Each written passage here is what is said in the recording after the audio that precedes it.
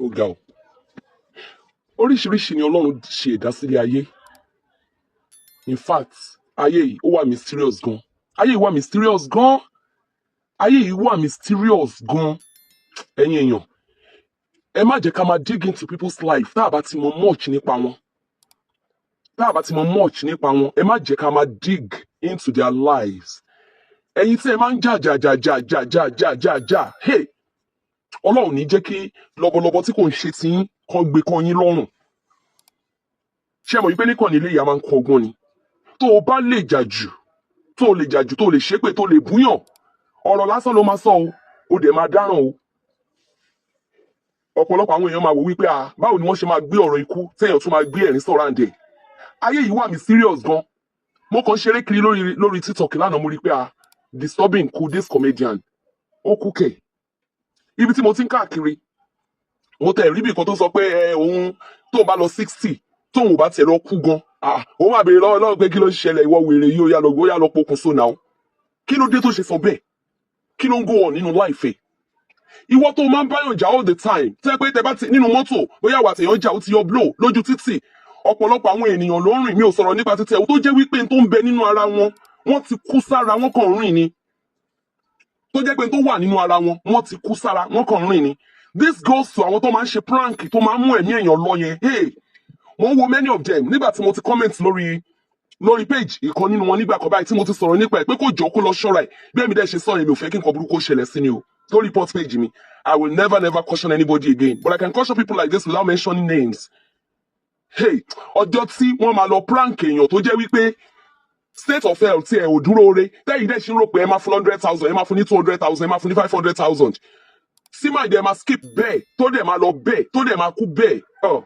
Gbogbo àwọn ènìyàn tó ń kọ́mẹ̀ntì wípé ẹ máa lọ ẹ̀ ń try ẹ̀ ń ṣe. Mo tẹ̀ wá rí ọ̀pọ̀lọpọ̀ àwọn ènìyàn tó pọlọ wọn pé wọ́n máa ń sọ nísàlẹ̀ wípé kẹ́ ṣọ́ra yín. Ẹ mọ̀rú prank tẹ́ máa fún àwọn èèyàn. Níbi tí mo ti ń ṣeré kiri tí mo ti rí bọ̀bọ́ yẹn tó ní tó bá tiẹ̀ pé 60 ó máa kú, mo tẹ̀ ń wò pé irú kọ́mẹ́dì wo tún lélẹ̀. Mo kàn tún come across eléyìí ni n tó jẹ́ kí n gbé ibi ẹ̀rín yẹn sí leléyìí o. Torí wípé ẹlòmíì máa sọ̀rọ̀ ẹ máa rò pàwàdà ló fi ṣe. Òun ló mọ nǹkan tó sọ, òun ló dẹ̀ mọ nǹkan tó mean. Oníkálùkù ló mọ nǹkan tó ń gbé kiri nínú ilé ayé ẹ̀. Oníkálùkù ló mọ kọ́lọ́fín ara ẹ̀. Ọlọ́run nìkan ló mọ kọ́lọ́fín everybody. I will implore you, ẹ máa ṣe jẹ́jẹ́. Ẹ máa ṣe jẹ́jẹ́, wo ọ̀rọ̀ lásán ló máa sọ o. Èèyàn máa kú, wọn máa níwọ̀ ló pa. Ó máa ti ẹlòmíì lásán ni, ó máa kú, wọn máa níwọ̀ ló pa. Ẹ̀yin tẹ́ máa ń fi bóyá rẹ̀ fi máa ń ṣe tẹ́ máa ní ẹ̀yin ẹ̀ ń perí èèyàn kan. Bóyá ẹ̀mí ni ẹ kò believe pé social media fẹ́ kọ́ ní pé strong. If anything happens to them, wọ́n máa lẹ́yìn lẹ́. Nígbà tó bá wá ṣẹlẹ̀ tán, wọ́n máa ń sọ, wàá mọ̀ wípé mẹ́ta lọ́kàn ni wọ́n náà. Ṣé o mọ̀ pé nígbà tí wà yìí bá ń sọ̀rọ̀ dìdìrín ló ń sọ̀rọ̀ amukú mẹ́kọ ni wá, wàá mọ̀ pé mẹ́ta lọ́kàn ni ẹ́. Ẹ̀yin tẹ́ máa sọ pé ọ̀kan oṣù Ọlọ́run ò pé mẹ́ta, ẹ máa mọ̀ pé Ọlọ́run jẹ ọ̀kan lọ. Ẹ mọ̀ wípé mẹ́ta ni Ọlọ́run nínú ọ̀kan. Nítorí pé Ọlọ́run tí ò bá lè sọ̀rọ̀, tí ò rí, tí ò lè ṣe nǹkan kan, òkú ni. Ọlọ́run tí ò bá ní ẹ̀mí, òkú ni. Ọlọ́run Olódùmarè yìí ó dúró lọ́tọ̀, ara ẹ̀ dúró lọ́tọ̀, ẹ̀mí ẹ̀ dúró lọ́tọ̀, ọ̀rọ̀ ẹ̀ dúró lọ́tọ̀. Bẹ́ẹ̀ ni wọ́n náà o, ara ẹ̀ dúró lọ́tọ̀, ẹ̀mí rẹ̀ dúró lọ́tọ̀, ọ̀rọ̀ rẹ̀ dúró lọ́tọ̀. Bí ẹ̀mí rẹ̀ bá bọ́, they will no longer call you the name you were christened with. Àbọ̀ orúkọ tó sọ ẹ́, òkú ni wọ́n máa pè ẹ́. Tí o bá sọ̀rọ̀ sílẹ̀, wàá mọ̀ wípé ọ̀rọ̀ ẹ̀ jù ẹ lọ. Bí Ọlọ́run ṣe sọ pé mo gbé ọ̀rọ̀ mi ga ju orúkọ mi lọ, tá a fi sọ pé Jésù Kristi orúkọ ńlá ni. Torí pé ọ̀rọ̀ Ọlọ́run ni Jésù.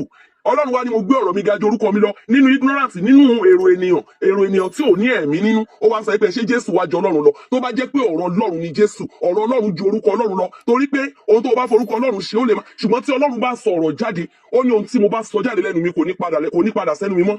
Bí ó ti wulẹ̀ kí ènìyàn máa dẹ́ṣẹ̀ tó, tọ́lọ́run bá ṣe májẹ̀mú pẹ̀lú ẹ̀, Ọlọ́run ò ní yí padà. Ọlọ́run mọ̀ọ́mọ̀ gbé ọ̀rọ̀ yẹn ga ju orúkọ ara rẹ̀ lọ. Ó fi ṣàpèjúwe fún wa ni. Ọ̀rọ̀ ẹnu rẹ̀ jù ẹ lọ, ọ̀rọ̀ ẹnu rẹ̀ á dúró dè ẹ́ ní ilé ẹjọ́ báyìí. Wọ́n máa play ẹ̀ fún ẹ. Witness á dúró ò dẹ̀ nílé yí padà mọ́. Àfi tí ò bá wà recorded. Ohun tó jẹ́ kí n gbẹ̀rín sí òun lélẹ́yìí.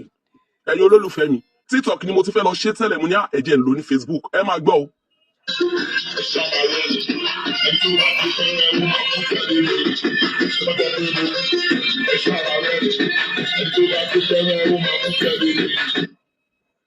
Ṣé gbọ́?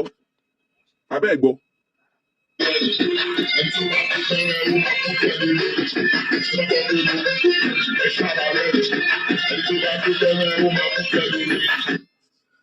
ẹ̀yin tẹ́ ń lo crying emoji ya change ẹ̀ sí smile ya change ẹ̀ sí smile ẹ má máa fi ṣàwàdà ẹ má máa ti gbọ́rọ̀ akọni ẹ má máa fi ṣàwàdà ẹ yá yọ ẹkún yẹn kúrò aunty mi my darling friend ẹ yá yọ ẹkún yẹn kúrò kẹ yá fẹ̀rín sí ó ní tẹ́ bá gbọ́ pé òun kú ẹ ṣáà máa rẹ́rìn reason tí mo ṣe wá ṣe gan nìyẹn torí mi ò fẹ́ kẹ́ kú tẹ̀lé ó ní ẹni tó bá ké pẹ́rẹ́ ó máa kú tẹ̀lé òun ni ṣé ẹ gbọ́ nǹkan tí mo play yẹn ṣá tẹ́ bá gbọ́ pé òun kú ẹ ṣáà máa rẹ́rìn ẹni tó bá ké pẹ́rẹ́ ó máa kú tẹ̀lé òun ni that is what he said let us respect his order ẹ jẹ́ respect the order ẹ o that is why tí mo ṣe because anything tí mo bá ṣe níbí báyìí to caution us to derive some lessons láti extract ọgbọ́n tó bá wà nínú ẹ̀ ọgbọ́n àkọ́kọ́ tí mo mú jáde ni wípé ṣe rí wípé ọ̀pọ̀lọpọ̀ àwọn ènìyàn wọ́n ti ń sọ wípé attack ni ìyàwó ẹ̀ padà jáde ó sọ wípé kò kí ń ṣe attack pọ́ ní seizure ṣe mọ̀ pé seizure yẹn it is just a sudden burst of electrical activity in the brain torí mo lọ wò dáadáa ó kàn máa wá sínú brain ó kàn máa bí ìgbà téèyàn ní epilepsy I can seize everything in fact ó lè má ṣubú gan kó change ní behaviour kó máa ṣe wọ́nranwọ̀nran ìyàwó ẹ̀ dẹ̀ sọ wípé ó ti ń ṣe tipẹ́ pé ká ní òun wà lẹ́gbẹ̀ẹ́ wípé kò bá má kú mo kọ good wife sórí ìyàwó ẹ̀ ṣebí ìyàwó èèyàn kan ní ọkọ ẹ̀ ò dá pé ló dúró tì yìí nígbà tọkọ tiẹ̀ dá pé ṣe ló pa dànù nítorí wípé ẹ̀ṣẹ̀ I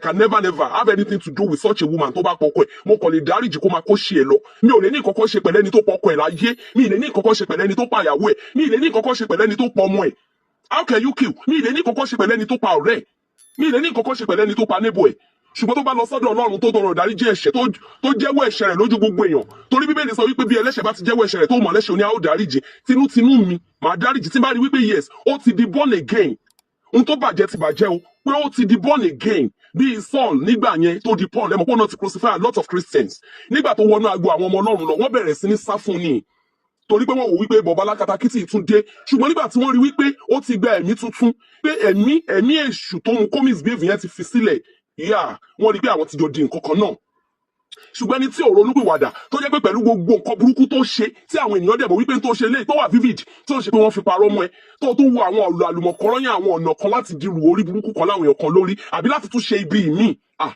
Ọlọ́run ló ní ìdáríjì ẹ̀ṣẹ̀ lọ́dọ̀ o èèyàn rọra yàgò fún onítàn pẹ̀lú gbogbo nǹkan tó ní kó rọra máa bá ti tiẹ̀ lọ lẹ́gbẹ̀ẹ́ kan of course if anybody ask me such a question màá sọ fún wọn wípé relationship yẹn ò lè wáyé ni ìyàwó kan lélẹ́yìí pẹ̀lú ìṣòro nínú life ọkọ ẹ̀ ó tún dúró ti ọkọ ẹ̀ ó ń ṣe oúnjẹ ọkọ ẹ̀ lọ́wọ́ ni ó ní ká lóun wà bẹ́ẹ̀ ó máa sáré òde ó hit orí ẹ̀ sí pẹ̀lú òkúta ni tó bá jẹ́ ẹnìkan ló ní lóríru even gan kó jẹ́ àwọn ọkùnrin kan lóríru complication yẹn nínú ayé obìnrin kan wọ́n ti dọ́gbọ́n fẹ́yàwó mi síbi kan pé eléyìí ò lè last ọ̀pọ̀lọpọ̀ àwọn ọkùnrin ò kí lè maintain problem kékeré bí àìsàn tó ń bẹ nínú life ìyàwó wọn máa ti torí ẹ̀ sá fún nígbà bá fẹ́ ẹni tó dá pé life ẹni tó dá pé ò wà ní pẹ́ ẹ mọ̀ pé ọ̀pọ̀lọpọ̀ lára ẹ̀ pé kósákósá tí ọkọ ẹ̀mí gígùn ọ̀pọ̀lọpọ̀ ló sì kìtọ́ yẹ pé tó bá àtẹ́ǹdì sí tó bá tọ́jú ẹ̀ dáadáa ẹ̀mí ẹ̀ máa gùn àìmọye àwọn obìnrin tó wá bá mi àìmọye àwọn obìnrin tó ń bá mi tọkọ wọn ń ṣàìsàn tí wọ́n ń wá gbogbo ọ̀nà láti make sure wípé àrọ́kọ wọn yá tí mo bá ń sọ̀rọ̀ marriage pẹ̀lú ìtara nínú ìrírí ni mo ti ń tọ́ka tí àwọn obìnrin bá wá ti sick báyìí ẹ̀rí ìgbà tó bá máa complain ọkọ mi ti dà mí nù ọkọ mi ò wádọ̀ mi mọ́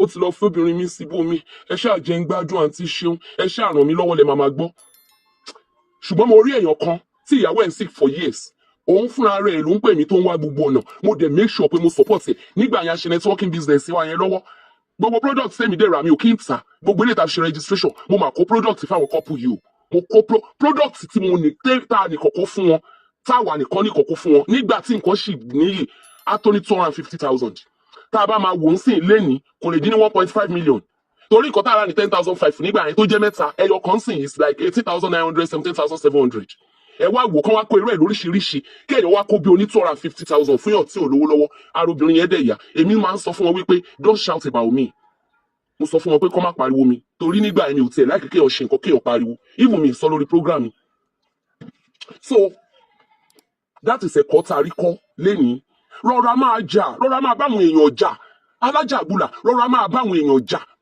èèyàn ṣe ẹ̀ for donkey years tó ti lọ lọ́run tó ti lọ tipẹ́tipẹ́ torí pé orí opportunity internet ó wá níjà wá tán àwọn tó lẹjọ́ ń jà wọn àbẹ́ jà wọn bu ẹ wọn ṣẹ́ nítorí kálukú tí ń ṣe títẹ̀ lọ ó wá ní wọ́n ṣe nǹkan kan fún ẹ ní donkey years ago ó wá nítorí ẹ̀ molest ààrẹ káàkiri lórí íńtánẹ́ẹ̀tì ẹ rọra máa jà mò ń ké ẹ rọra máa jà ṣé mo pé bọ̀bọ̀ yìí sìn he seemed to be very very happy. All his followers loved him. They were following him. Now their hearts broken because wọ́n lose ẹ̀ gbogbo tó ń rí lára rẹ̀ báyìí wọ́n rí mọ́ ṣé mo pé kò sí ẹnì kankan tó mọ health history ẹ̀ ìyàwó ẹ̀ ṣẹ̀ṣẹ̀ sọ ni o ṣé mo pé kò sọ nípa health history ẹ̀ ọjọ́ tó sọ pé tó bá tẹ̀ 60 gan tọ́lọ́run bá pa àwọn máa lọ pokùnso nobody knew was going through anything because kí kankan dédé kéèyàn gírí kéèyàn ṣubú kéèyàn máa gbọ̀n ẹ mọ̀ pé bí ìtìjú ni tó bá wà ní àárín agbo tó lọ síbi ìnáwó tí rẹ̀ bá ṣẹlẹ̀ sí ẹ ti máa ló lápò arapa ó ṣe kíni kò tí ò dé kí n ṣakọ arapa tó dẹ̀ jẹ́ pé ó lè ṣẹlẹ̀ sí anybody God knows what happened ọlọ́run mọ̀ bóyá depression ni bóyá ronú débẹ̀ ni bóyá anything ló fà ni kí ló máa ń fa gangan àkọ́tí ẹ̀ mọ̀ so tó o bá wá pàdé irú èèyàn bẹ́ẹ̀ yẹn tó ṣàkárá mọ́ ẹ ó ṣàkárá mọ́ ẹ ni mo sọ ó halẹ̀ mọ́ ẹ gidi ó ṣàkárá mọ́ ẹ ó sọ fún ẹ pé ṣé o ní wèrè kó wá ṣòwèrè nítorí pé wèrè wà lórí ẹ ṣùgbọ́n ìwọ ò mọ health status ẹ ìwọ náà bá yarí